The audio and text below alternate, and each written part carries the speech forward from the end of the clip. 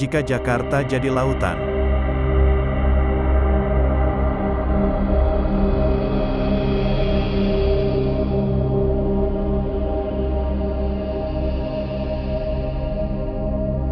Tahun lalu sempat heboh pernyataan dari para ahli yang mengatakan ibu kota Jakarta masuk dalam salah satu dari 7 ibu kota negara di Asia yang diprediksi akan tenggelam.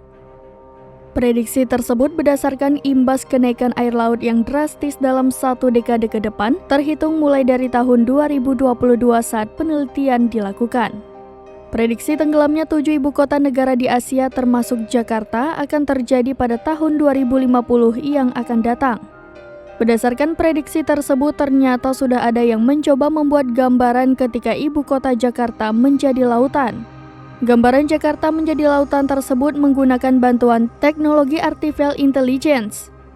Video yang memperlihatkan gambaran ibu kota Indonesia saat ini yang akan tenggelam sesuai prediksi itu diunggah oleh akun Instagram @galeridunia_.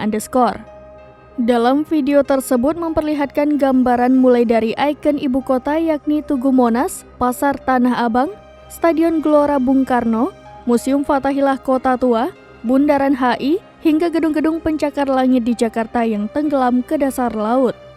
Video gambaran ibu kota Jakarta yang diprediksi akan tenggelam ini pun sontak menjadi ramai diperbincangkan jagat publik di sosial media.